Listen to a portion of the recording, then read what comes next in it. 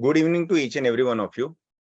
आज हम case study देखेंगे कि कैसे हाई डायबिटीज भी बिना किसी एलोपैथिक के ओनली विथ आयुर्वेदिक ट्रीटमेंट हम कंट्रोल कर सकते हैं। तो नॉर्मली इसे जो नाम दिया ये है प्रमेय रिवर्सिबल प्रोग्राम। जो नए हैं उनको ये बता दे कि प्रमेय is nothing but a diabetes. अब इस प्रमेय के अंदर दोनों कंसीडर करते हैं हम, कफज प्रमेय और मधुमेह दोनों, यानी कि डायबिटीज 1 हो या डायबिटीज 2 हो, दोनों को सेम प्रोटोकॉल से स्टार्ट करते हैं। डिफरेंसेस आते हैं आगे, लेकिन जो कॉन्सेप्ट है कोई भी आयुर्वेदिक जो डायबिटीज अप्रोच करने का वो नियरली सेम रहता है। तो आज हम इसमें यही डिस्कस करने वाले हैं। It is just a case presentation. तो स्टार्ट करते हैं केस प्रेजेंटेशन की फर्स्ट स्लाइड। कि जब भी हमें कोई हमारे पास डायबिटीज का रिपोर्ट लेके आता है और उसमें हम लोग देखते हैं कि जो ग्लूकोज है वो 400 प्लस है, या पोस्ट लंच है, रैंडमाइज ब्लड शुगर है 500 प्लस है, तो पहला क्वेश्चन आता है कि क्या आयुर्वेदिक मेडिसिन इतने हाई डायबिटीज पे काम कर सकता है क्या? क्वेश्चंस आते ही है और बरोबर काफी कॉमन है, क्योंकि वो टाइम पे हम पेशेंट देख के, एज देख के ये मतलब डन करने की कोशिश करते हैं कि क्या ये पेशेंट को खाली आयुर्वेदिक मेडिसिन स्टार्ट करना चाहिए। मेरा मानना ऐसा है कि थोड़ा सा अगर पेशेंट का एनालाइजिंग एक्सपीरियंस आपका अगर अच्छा हो, तो कोई भी डायबिटीज 2 के पेशेंट को कितना भी हाई है, आप इनिशियल फेज में स्टार्ट कर सकते हो, यानी कि उसे पिकअप कर सकते हो। जैसे फॉर एग्जांपल आज हमारे केस में आप देखोगे कि जो पेशेंट है ये 31 ईयर का मेल है और जिसका HbA1c 12 है, यानी ये काफी हाई एंड माना जाता है। या आप अगर मॉडर्न में देखने जाओगे तो आपको बोलेंगे कि जो भी HbA1c 10 के ऊपर है उसको मल्टीपल ड्रग के साथ स्टार्ट किया जाता है, और अगर विद इन 2 और 3 मंथ वो रिस्पॉन्ड नहीं करते तो सीधा इंसुलिन पे पुट ऑन किया जाता है। ये केस के अंदर हम ये डिस्कस करेंगे कि जो पर्सन का रैंडमाइज ब्लड शुगर 450 प्लस है, जिसका एज 31 है और जिसका HbA1c 12 है, क्या इसे हम खाली आयुर्वेदिक मेडिसिन से कंट्रोल कर सकते हैं? तो आंसर है यस। जब भी हम आयुर्वेदिक ट्रीटमेंट की बात करते हैं तो आपको सबसे पहली बात ये होनी चाहिए कि आपको आपके कॉन्सेप्ट के ऊपर और मेडिसिन के ऊपर काफी भरोसा होना चाहिए। खास करके ये क्वेश्चन इसलिए क्योंकि जब भी हम किसी डायबिटीज के लिए मेडिसिन स्टार्ट करते हैं तो ये आपको वर्कआउट करना पड़ता है कि मेडिसिन का डोजिंग, और उससे इंपॉर्टेंट कि आपका उस मेडिसिन के अंदर कॉन्फिडेंट कितना है। जैसे हर बार मैं बोलता हूँ कि मार्केट के अंदर हजारों प्रोडक्ट्स है, हजारों ब्रांड्स हैं जो आपको रोज आके क्लेम करेंगे कि हम जो है ये नया डायबिटिक मेडिसिन है, आप इसको चालू करो, 15 दिन में चला जाएगा, 20 दिन में चला जाएगा, 30 दिन में चला जाएगा।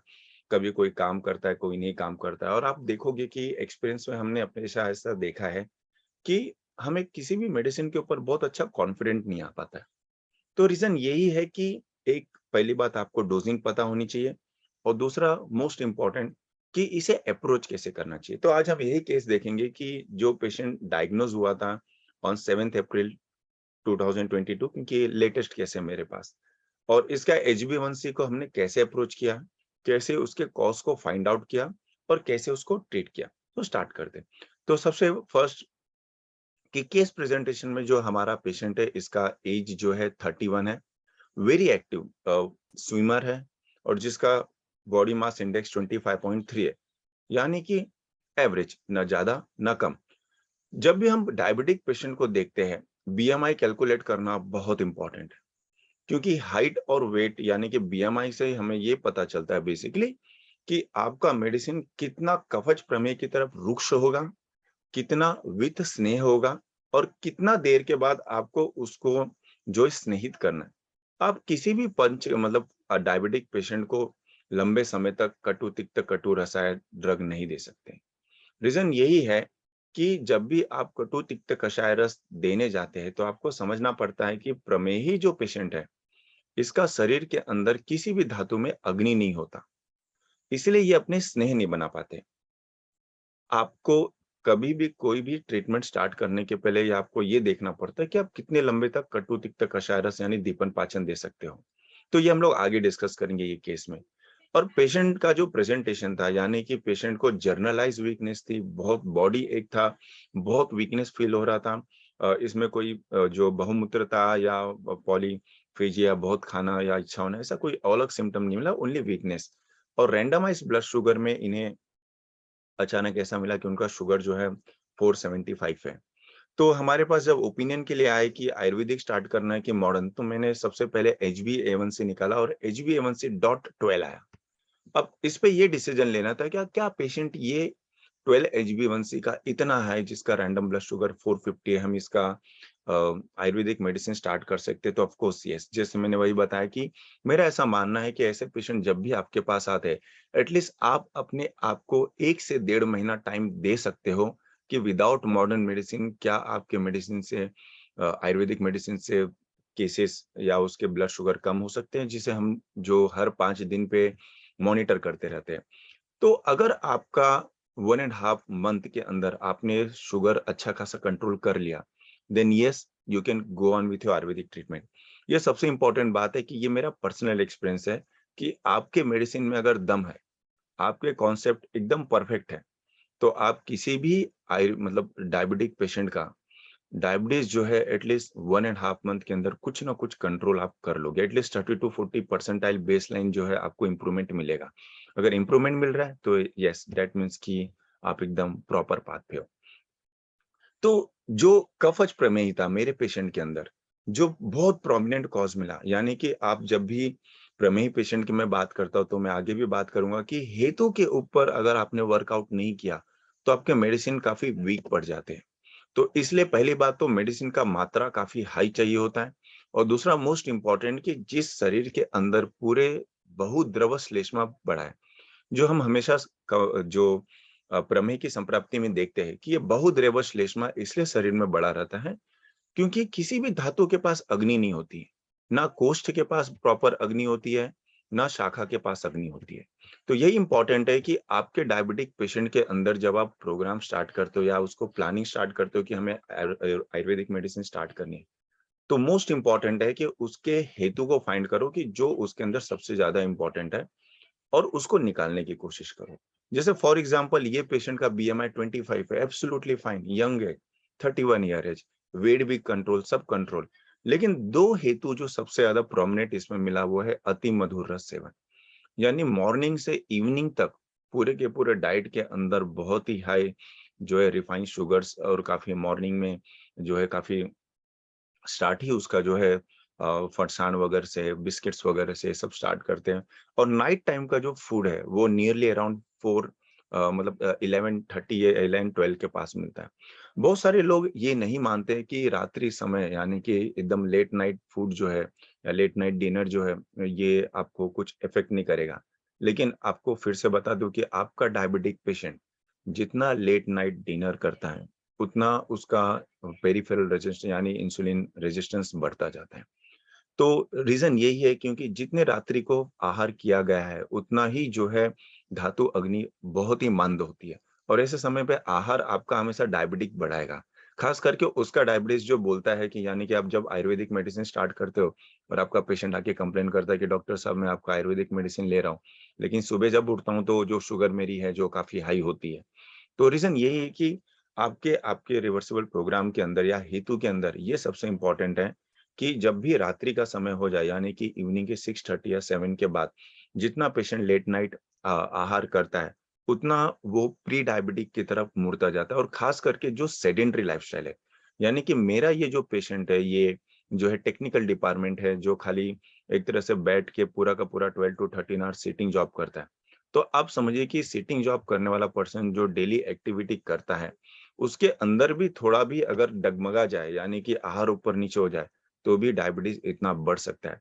और यही हम देख रहे हैं कि आज यंग जनरेशन के अंदर जो 25 से लेके 35 के एज ग्रुप में हमारे पास आ रहे हैं, सबका कॉज़ यही है। आप हेल्दी लाइफ जी रहे हो, ठीक है, लेकिन मेबी वो 1 आवर या 45 मिनट जो आप जी रहे हो या आप जो एक्सरसाइज कर रहे हो, वो आपके पूरे दिन के डाइट को इनफ कंट्रोल नहीं कर पाती। तो यही बात है कि जो हेतु से है शरीर के अंदर साम कफ की वृद्धि होते जाती है, और धीरे-धीरे यही आवरण बनाने लगता है। पहले कोष्ठाग्नि पे बनाता है और फिर दाहतऊ अग्नि पे बनाता है। धातु अग्नि पे जो आवरण बनाता है और अग्निमंद करता है, उसके बाद ही बहुद्रव श्लेष्मा स्टार्ट होता है कंडीशन, और वहां से कपच प्रमेय। कोई कोई बहुत ऐसा मानता है कि बहुद्रव श्लेष्मा या शरीर के अंदर पूरा जो है ये श्लेष्मा बढ़ जाना, ये अग्निमंद के कारण जो हो रहा है, यही इंसुलिन रेजिस्टेंस का स्टेज है, जहाँ डायबिटीज काफी बढ़ते रहता है, जहाँ अपनी अग्नि ट्राई करते रहते हैं कि किसी तरह से ग्लूकोज को जो है इंसुलिन बाहर लेके चला जाए, लेकिन अपनी बॉडी जो है ग्लूकोज को बिल्कुल भी एक्सेप्ट नहीं करती है। तो ये कंडीशन जो है, इसमें हम ऐसा बोलते हैं कि अवरोधात्मक संप्राप्ति ज्यादा मिलती है। तो यही कारण है कि हमारा जब लाइन ऑफ ट्रीटमेंट अगर मैं स्टार्ट करूंगा, तो मैं इसे 3 पार्ट में डिवाइड करूंगा कि सबसे पहले बैठ के उसको अच्छे से ये समझाया जाए कि उसके हेतु के अंदर कौन-सा ऐसा फैक्टर है जो बहुत ज़्यादा आ रहा है। यानी कि अधिक मधुर रस का जो सेवन है, ये बिल्कुल भी कट डाउन करना है, टोटली शुगर कट डाउन कर देते हैं। और सबसे बड़ी बात है कि इसमें खाली राइस का और अर्ली मॉर्निंग के टाइम का जो है हम राइस बंद करते हैं, बट दोपहर को राइस हम ऐसे पेशेंट के अंदर नहीं बंद करते नॉर्मली। क्योंकि दोपहर के समय जहाँ थोड़ी बहुत अगर आपका धूप है, जैसे वर्षा ऋतु में तो बिल्कुल भी नहीं चलेगा, क्योंकि ऐसे टाइम पे जहाँ बिल्कुल भी अग्नि नहीं है, सूर्य बिल्कुल नहीं है, वात काफ़ी बढ़ा हुआ है, अग्नि बहुत ही मंद है। ये समय पे जो है डायबिटिक पेशेंट के अंदर भी आपको अग्नि मेंटेन करने के लिए जो है आसोरिष्ट का उपयोग करना पड़ता है। लेकिन बाकी समय पे दिन में थोड़े बहुत तो खा सकते हैं, बट नाइट में और अर्ली मॉर्निंग में हम बिल्कुल ही, जहाँ कफ काल और रात्रि के समय जहाँ अग्नि मंद होती है, ऐसे समय पे आहार एकदम ही लघु रखा जाता है या खाली मुग्ध युष्ट पे रखा जाता है, ताकि उसका जो पेरिफेरल रेजिस्टेंस है या जो बहुद्रव श्लेष्मा है, कफ का आवरण है, वही कम कर सके। अगर ये स्टेप में आप काम कर गए, यानी ये स्टेप पे आप बहुत अच्छा वर्कआउट कर लिए, यानी पेशेंट के साथ बैठ के उसको समझा के आप हेतु समझा दिए। फिर आती है आपके मेडिसिन की बारी, कि क्या आपके मेडिसिन के अंदर जो भी आप सिलेक्ट कर रहे हो, उसके अंदर तीनों प्रॉपर्टी है कि साम कफ का पचन कर सके। ये वर्ड हम लोग काफ़ी बहुत टाइम भूल जाते हैं। हम ये भूल जाते हैं कि जो प्रमेय है, ये खाली श्लेष्मा का शोषण नहीं करना है। यानी कि जब भी हम उठते तो हमारे दिमाग में जम्बू बीज आता है, हमारे दिमाग में करेला आता है, नीम का पत्ती आता है। तो ऑफकोर्स ये सब चीज़ें करते हैं। ये सब चीज़ें बहुत द्रव श्लेष्मा का शोषण कर सकते हैं, थोड़ा डायबिटीज़ कम कर सकते हैं। लेकिन अग्नि का क्या? क्या ये सब ड्रग अग्नि बढ़ा सकते हैं? बिल्कुल नहीं। स्टार्टिंग के स्टेज में साम कफ का अगर पचन करना है, तो कोई ऐसा पोटेंशियल ड्रग चाहिए जो साम कफ का पचन कर सके।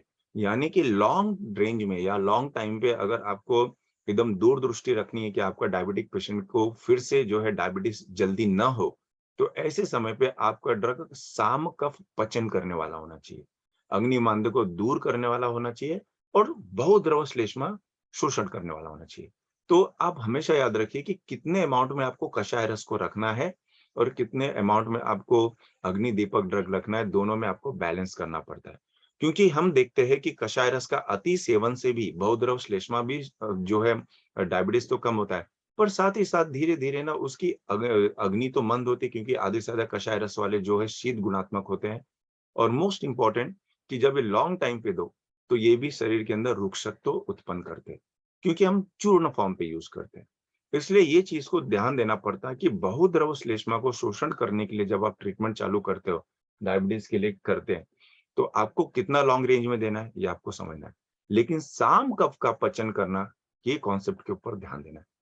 एक बार 1 या डेढ़ महीने के अंदर जैसे पेशेंट का डायबिटीज जो है कंट्रोल हो जाए, पेशेंट की अग्नि थोड़ी अच्छी होने लगे, उसको भूख अच्छी लगने लगे, जैसे हमारे पेशेंट के अंदर बॉडी एक जैसे सिम्पटम है, तो सिंपल उसका मधुर आहार रस बंद करके, क्योंकि एक्सेसिव ऑफ मधुर रस आप देखोगे श्लोक के अंदर तो लिखा हुआ है अंग मर्द जो है उत्पन्न करता है। यानी मधुर रस का अति सेवन से अंग मर्द, ये उसकी खुद की प्रॉपर्टी है जो संहिताकारों ने दी हुई है। तो ये आना बहुत ही स्वाभाविक है। तो हमारे पेशेंट के अंदर खाली उसके डाइटरी चेंज करने के बाद ही विदिन 1 मंथ के अंदर उसका जो बॉडी एक सिम्पटम था, लिथार्जी सिम्पटम था, जो बहुत ज्यादा टायर्डनेस सिम्पटम था, ये धीरे-धीरे कम होता है। कभी-कभी लोग को ऐसा लगता है कि ऐसे कंडीशन के अंदर हम अश्वगंधा या शतावरी जैसे कल्प यूज करें, बट नहीं। हमेशा आपको शाम का पचनी यूज करना है। और एक बार डायबिटीज कंट्रोल हो जाए, फिर पंचकर्म चिकित्सा जो है अपुनर्भव चिकित्सा, यानी कि उसको रिवर्स जल्दी ना हो, या आपने अपने उस 1.5 मंथ के अंदर जो भी अपने ट्रीटमेंट के कारण रुक्षत्व लाया हुआ है, उसको काउंटर करने के लिए जो है पंचकर्म चिकित्सा, यानी हम उधर बस्ती चिकित्सा का प्रयोग करते हैं। तो इस केस के अंदर यानी कि इस चीज को प्रमेय रिवर्सिबल प्रोग्राम के अंदर हम इसको 3 पार्ट में डिवाइड करते हैं। फर्स्ट कि पेशेंट के साथ बैठ के उसके एटियोलॉजी फैक्टर पे यानी डाइटरी फैक्टर पे, सेकंड मेडिसिन और थर्ड पंचकर्म। तो सबसे पहले देखें कि जो ये श्लोक है यानी कि हम जब पढ़ते हैं कि आस्य सुख स्वप्न सुख न दधीने ग्राम अनुदक पयासी, उसी श्लोक को उठा के ये मेरे नॉर्मली प्रिस्क्रिप्शन के बैक साइड पे जो है डायबिटीज पेशेंट के लिए ये लिखा रहता है कि मुझे बहुत ज्यादा एक्सपेक्टेशन एक एक चीज के ऊपर नहीं है कि आप ये मत खाओ, ये खाओ, ब्राउन ब्रेड खाओ या ये मत खाओ। मैं हमेशा ये देखता हूँ कि हमारे पेशेंट के अंदर कौन सा पॉजिटिव फैक्टर सबसे ज्यादा है। जैसे पूछने पे मेरे पेशेंट के पास पता चला कि एक तो मैंने बताया था कि लेट नाइट डिनर, दूसरा sedentary habits, nonveg diet, milk and milk product. यहाँ मिल्क प्रोडक्ट के ऊपर मैं काफी ध्यान देता हूँ कि मिल्क प्रोडक्ट यानी कि यहाँ बहुत सारे लोग ऐसा बोलते हैं कि हम 15-20 दिन के बाद जब ट्रीटमेंट के अंदर रुक्षता आती है तो हम उसको दुग्ध पान या घृत पान देते हैं। लेकिन मेरा मानना ऐसा है कि दुग्ध और घृत इसके लिए भी अग्नि चाहिए होती है, इसके लिए भी मेटाबॉलिज्म चाहिए रहता है। लोगों को ऐसा लगता है कि काफी लाइट है और पब्लिक काफी इसे लेते रहती है, लेकिन नहीं। जब तक डायबिटीज पूरी तरह से कंट्रोल नहीं आ जाता, कोई भी मिल्क और मिल्क प्रोडक्ट बिल्कुल भी नहीं करना चाहिए।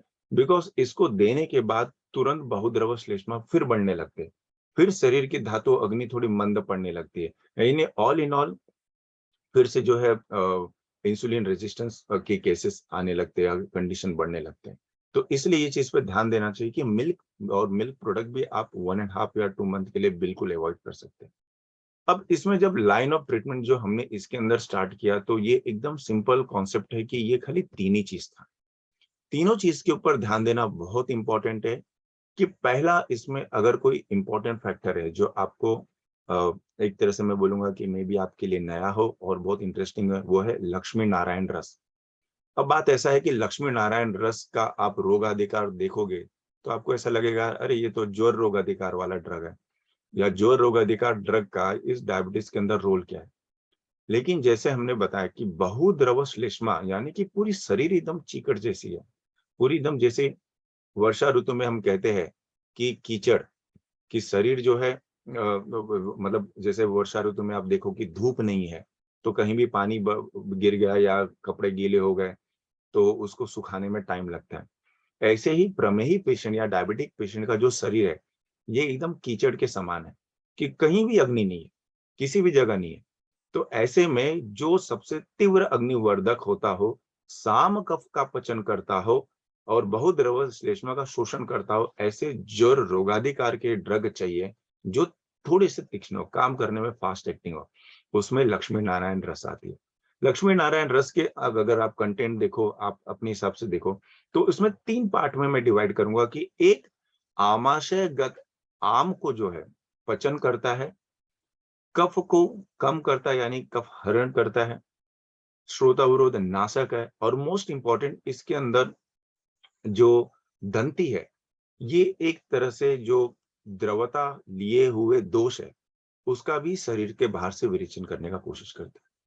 अब इसका डोजिंग देखो कि कैसा है कि लक्ष्मी नारायण रस जैसे कल्प स्टार्टिंग के 15 या 13 डेज में आप 1 टैबलेट पर डे यूज कर सकते हो। आपको लगेगा कि अरे ये तो बहुत ही कम है, हम तो 2-2 टैबलेट दिन में 3 बार या 4 बार यूज करते हैं हमारे ज्वर पेशेंट के अंदर। लेकिन नहीं, 30 मिलीग्राम 4 टाइम अ डे ये सबसे बेस्ट डोजिंग है लक्ष्मी नारायण रस की। यानी कि जब भी आप डायबिटिक पेशेंट के अंदर स्टार्ट करते हो तो मैंने वही बताया कि हेतु का तो बहुत इंपॉर्टेंट रोल है, लेकिन मेडिसिन आपकी इतनी एक्यूरेट होनी चाहिए कि अच्छे क्वालिटी का आप लक्ष्मी नारायण रस लाके उसके अनुपान भेद में, जैसे इस पेशेंट के अंदर हमने अयस्कृति स्टार्ट की। अयस्कृति का मैं जैसे बार बार बोलता हूँ कि आप डायबिटीज के अंदर इसके बारे में थोड़ा और पढ़ के देखने की कोशिश करो। अयस्कृति यानी कि ये लोह कल्प, इसके अंदर आसन गुण है, मतलब इसके अंदर आप देखोगे तो जितने भी एंटी डायबिटिक मेडिसिन होती है, आसन से लेके मुस्ता से लेके सुंठी से लेके जितने भी है सब इसके अंदर पाया जाता है। और वाग्भट हो, सुश्रुत हो, चरक हो, तीनों अध्याय के अंदर अयस्कृति जैसे ड्रग का उल्लेख है कि जहां कफ और मेद धातु की वर्धन होती है, जहां अग्निदीप्ति ये प्रॉपर्टी की सबसे ज्यादा नीड होती है, वहां अयस्कृति जैसे कल्प काफी अच्छे काम करते हैं। तो लक्ष्मी नारायण रस को हमेशा अयस्कृति के साथ जो है 10-10 ml TDS में स्टार्ट करते हैं, और यही पेशेंट के अंदर हम यही किया। थर्ड जो कॉम्बिनेशन है, ये हमारा खुद का कॉम्बिनेशन है, बट इसकी जगह आप खुद भी यूज करते हैं। हम अमेफाई के नाम से इसे मार्केट में पब्लिक को देते हैं, बट ये घनवटी है, यानी इसके अंदर दारू हरिद्रा घन, मुस्ता घन और त्रिफला घन, ये तीनों मिला के 1 ग्राम जो है हम लोग एक ही डोज और खाली मॉर्निंग में देते हैं। क्योंकि जो संहिता के अंदर जब आप पढ़ोगे तो आप हमेशा देखोगे संहिताकारों ने डायबिटीज के अंदर जो डायबिटीज मेडिसिन देने के लिए कहा है, ये हमेशा कफ काल और निरन्न काल यानी कि अर्ली मॉर्निंग देने के लिए कहा है। और अर्ली मॉर्निंग क्यों? क्योंकि अर्ली मॉर्निंग में ही ड्रग जो है ये आपके पचन शक्ति पे काम करता है, धातु पे काम करता है, और कफग्न लेखन ड्रग जितने भी होते हैं सब मॉर्निंग में निरन्न काल दिया जाता है। यही इंपॉर्टेंट है कि डायबिटिक मेडिसिन आप क्या दे रहे हो, सबसे ज्यादा उससे ज्यादा ये इंपॉर्टेंट है कि आप किस टाइमिंग पे उसको दे रहे हो। तो अयस्कृति, अमे 5 और लक्ष्मी नारायण रस, इसे हमने इस पेशेंट के अंदर पूरे के पूरे 1.5 मंथ स्टार्ट किया। इसका रिजल्ट क्या है कि देखो, स्टार्टिंग में जब हमने HbA1c इसका चेक किया था, इसका 12 था, और उन्होंने ऑलरेडी कि कहीं तो पोस्ट मतलब रैंडमाइज ब्लड शुगर किया था, तो वो 475 प्लस आया था। बट उसके बाद जैसे हमने वही बताया कि स्टार्टिंग में ऐसा भी कर सकता था कि फास्टिंग पोस्ट लंच और HbA1c दोनों एक साथ कर दे, बट HbA1c 12 है, और उसके साथ जो एवरेज ब्लड शुगर है वो 298 आ रहा है, तो आप समझ लो आपका पेशेंट नियरली हाई डायबिटिक है। बट उसके बाद जैसे मैंने वही बताया कि मेडिसिन स्टार्ट करने के बाद, जैसे स्टार्टिंग में हमारे पास अप्रैल के आसपास आए थे, उस पे हमने जब स्टार्ट किया तो फर्स्ट टाइम फास्टिंग 191 और 314 था। और आप देखोगे कि अप्रैल से लेके जून तक, यानी 1 महीने के अंदर खाली लक्ष्मी विलास रस, अयस्कृति और अमेफाइव जो हमने वो घन फॉर्म पे यूज किया था, उससे फास्टिंग जो है ड्रास्टिकली 145 और 180, मतलब नियरली लगभग नॉर्मल रेंज के पास आने लगे। अब इसके बाद सेम टू सेम जो थर्ड प्रोग्राम है कि वो है पंचतिक्त शीर बस्ती। तो पंचतिक्त शीर बस्ती का रोल वहां आता है क्योंकि जो हमने पिछली लाइन ऑफ ट्रीटमेंट बताया कि जब आप किसी को लक्ष्मी विलास रस, अयस्कृति, और आप उस पेशेंट को बोलते हो कि नाइट टाइम पे आप बिल्कुल भी खाना मत खाओ, खाली मूंग का जूस वगैरह पियो, ऐसे टाइम पे आपका डायबिटिक पेशेंट 3 से 4 kg इजीली लॉस करता है।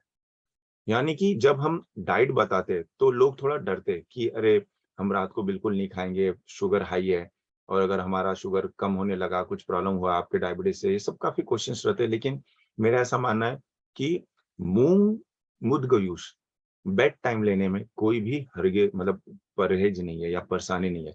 तो हम हमेशा ट्राई करते हैं कि हम पेशेंट को कन्विंस कर ले जाए कि आप पूरे दिन के अंदर दोपहर का खाली खाना खाएं, और मॉर्निंग और इवनिंग और नाइट में ये खाली आप मुदगयूश पे रहे, या आप थोड़ा फ्रूट्स वगैरह खा सकते हो। फ्रूट्स खाने में बिल्कुल भी परहेज ही नहीं है। हमारा पेशेंट 12 HB हो, सी हो या 9 हो, 8 हो, बिंदास फ्रूट्स खाता है बनाना छोड़ के। ये इसके बारे में हम कभी और डिस्कस करेंगे। लेकिन जब वेट लॉस करता है और ड्रास्टिकली, जैसे हम आपने देखा कि HbA1c मुझे भी पता चलता है कि वो काफी कम हो रहा है, पेशेंट इंप्रूव कर रहा है, लेकिन वेट लॉस होता है। तो ऐसे में हमारे ट्रीटमेंट के कारण जो थोड़ा बहुत रुक्षता उत्पन्न किया है, और जो डायबिटिक पेशेंट है, भले हम उसको लक्ष्मी नारायण रस दे रहे, अयस्कृति दे रहे, लेकिन अंदर ही अंदर हमें पता है कि इसमें कोई भ्रूणत्व ड्रग नहीं है। इस ड्रग के अंदर कोई बल नहीं है। फिर ये ड्रग खाली शोषण करेगी, कफ का, मेद का शोषण करेगी, लेकिन प्रमेही पेशेंट यानी डायबिटिक पेशेंट, इसके मेटाबॉलिज्म लो होने के कारण ये खुद का स्नेह नहीं बना पाता। और अगर आप इस चीज का ध्यान नहीं दोगे तो आपका कफज प्रमेही पेशेंट एनी टाइम मधुमेह बन जाता है। तो यही बातें आपको ध्यान रखना पड़ता है कि जब भी वो नॉर्मल डायबिटीज रीच हो, यानी वो नॉर्मल आ जाए, तुरंत आपको पंचतिक्त क्षीरबस्ती की 7 कोर्स या 8 कोर्स स्टार्ट करना पड़ता है। और दूसरी बात कि हम पंचतिक्त क्षीरबस्ती कब तक देते रहते हैं, कभी कभी 1 या 1.5 महीने के अंदर अगर पेशेंट का जो है blood sugar with in the normal range नहीं आता, थोड़ा बहुत फ्लक्चुएट करते रहता है, तो ऐसे समय पे पंचतिक्त क्षीरबस्ती तुरंत स्टार्ट करते हैं।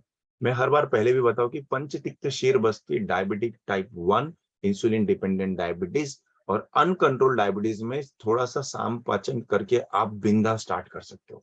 हमने इसको 1-1 महीने, 2-2 महीने, 3-3 महीने तक पेशेंट को बैक टू बैक दिया है। अब ये डिपेंड करता है कि इसमें कितना आपका पेशेंट को नीड है।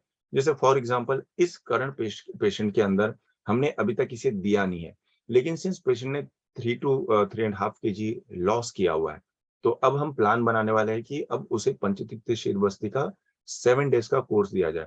तो ऐसे आप हर मंथ हम दे सकते हैं। हम हर मंथ क्यों दे रहे हैं? क्योंकि देखोगे तो HbA1c जब ये हमारे पास आए थे 7 अप्रैल को 2022, तो उस समय ग्लाइकोसाइलेटेड हीमोग्लोबिन 12% था और एवरेज ब्लड शुगर 298 मतलब 300 के एवरेज पे था।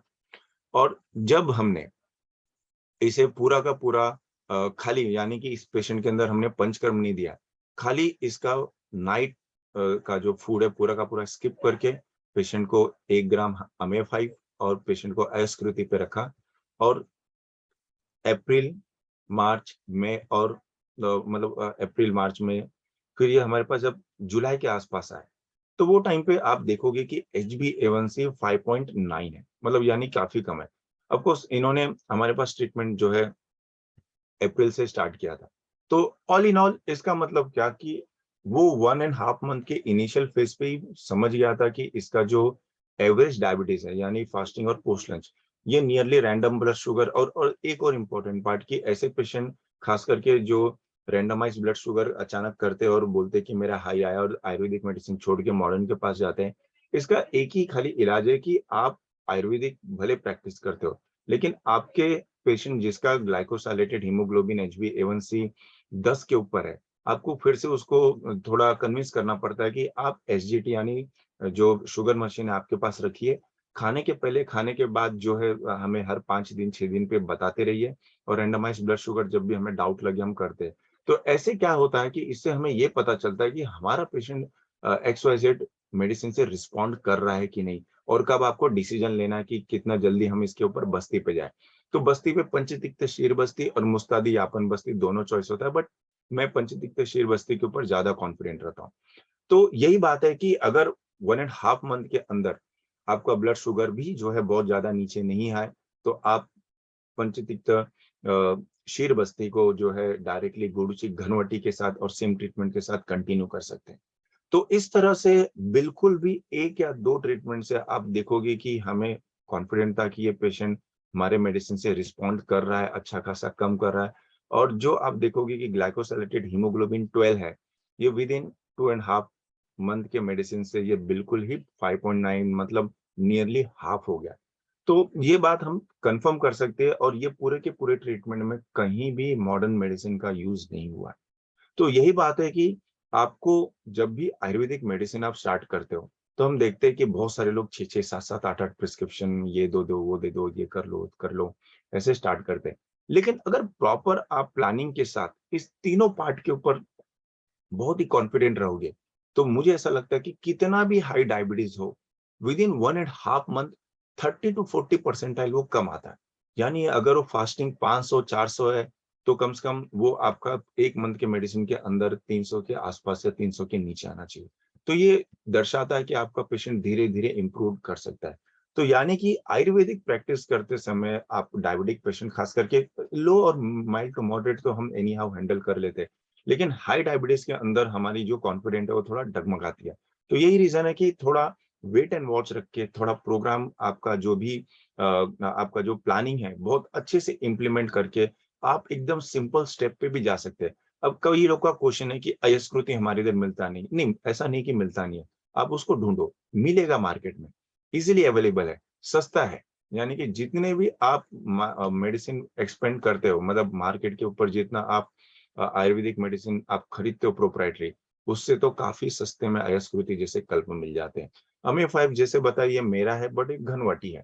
तो घनवटी आप जो भी प्रेफ़र करते हो भले उसमें नीम रखो, आप जो है गुड़ची रखो, बट वो 1 ग्राम के आसपास होना चाहिए क्योंकि जो तिक्त रसात्मक हमने बताया कि हम अग्निपाचन के लिए देते, उसका भी उतना ही रोल होता है। और लक्ष्मी नारायण रस जैसे कल्प या आप इसकी जगह पर कोई भी एकदम तीव्र ज्वरग्न अग्नि मतलब वर्धन करने वाला तीव्र कल्प जो है, उसको आप इसमें डाल सकते हो। यानी कि ज्वर के जितने मेडिसिन हैं, ये एक्यूट डायबिटीज़ या इनिशियल 13-15 डेज़ जो है, आप बिल्कुल ही किसी भी केस में यूज़ कर सकते हो। तो ये पूरा रिवर्सिबल प्रोग्राम है कि कैसे एक हाई एंड ब्लड शुगर को जो है विदिन 3 टू 4 मंथ अपने कॉन्फिडेंट पे रख के यंग है और विदाउट एनी आयुर्वेदिक मतलब मॉडर्न मेडिसिन से खाली आयुर्वेदिक मेडिसिन से हमने इसका HbA1c 12 से 5.9 लेके आए। तो होप सो आपने इस पूरे के पूरे सेशन में कुछ तो नया डिफरेंट ड्रग या कॉन्सेप्ट के बारे में सुना होगा। फिर भी कुछ फीडबैक है तो ऑफकोर्स आप दे सकते हैं और आप बता सकते हैं। तो किसी ने पूछा कि कंटेंट ऑफ अमे 5 क्या है? तो जैसे मैंने पहले ही बताया कि इस कंटेंट के अंदर जो है 250 मिलीग्राम घन फॉर्म में, यानी कि ये हम ओरिजिनली बनवाते हैं दारू हरिद्रा, 250 मिलीग्राम गोक्षुर और 250 मिलीग्राम में त्रिफला है।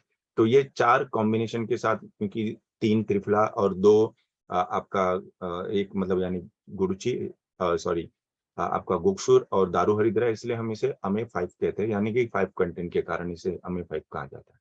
लेकिन 1 ग्राम का ओवरऑल जो है नियरली इसके अंदर आपका घन होता है। तो ये यही है और ये यूज करने का ऐसा नहीं है कि मेरा कुछ पर्सनली अनुभव है। दारू हरिद्रा और गोक्षुर ये आपको एकदम क्लियर आपको पता है कि आप इसे डायबिटीज में यूज कर सकते हो। और दारू हरिद्रा जैसे कल्प बहुत ही श्रेष्ठ कफग्न होते, काफी अच्छा अग्नि दीपन होते हैं, इसलिए ये सब पेरिफेरल रेजिस्टेंस इंसुलिन रेजिस्टेंस कम करने के इनिशियल स्टेज में काफी दे सकता काम आता है। किसी ने क्वेश्चन पूछा कि अयस्कृति को हम किस तरह से अनुपान पे यूज कर सकते हैं? तो देखो, अनुपान नहीं, यहाँ हम ना सहपान यूज करते हैं। दोनों में फर्क होता है कि अनुपान और सहपान मतलब ये कि सहपान मतलब साथ में देना। मैं इसे अनुपान में तब दूंगा जब वहां मुझे कहीं गामित तो चाहिए रहती है। अयस्कृति के पास खुद की गामित तो, उसको किसी की चीज की जरूरत नहीं है, उसे किसी कल्प के साथ देने की जरूरत नहीं है।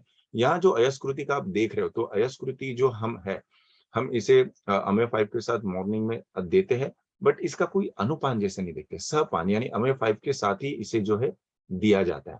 तो खाली डोज अलग है कि अमे 5 जो हम लोग मतलब 1 ग्राम घन मॉर्निंग में 1 टाइम देते हैं, अयस्कृति दिन में 3 बार और लक्ष्मी नारायण रस दिन में 4 बार। लेकिन सब के सब मेडिसिन खाने के 2 घंटे बाद या आधे घंटे पहले होते हैं। तो ये हम पूरे दिन प्लान करके देते हैं। इस पेशेंट के अंदर भी यही किया गया था और इसलिए ये जो है ओवरऑल एक सक्सेसफुल केस था। So thank you to each and every one of you for joining. और फिर भी कुछ फीडबैक्स हो या कुछ क्वेश्चंस हो, आप आराम से ग्रुप पे पूछ सकते हैं। सो thank you for joining and good night.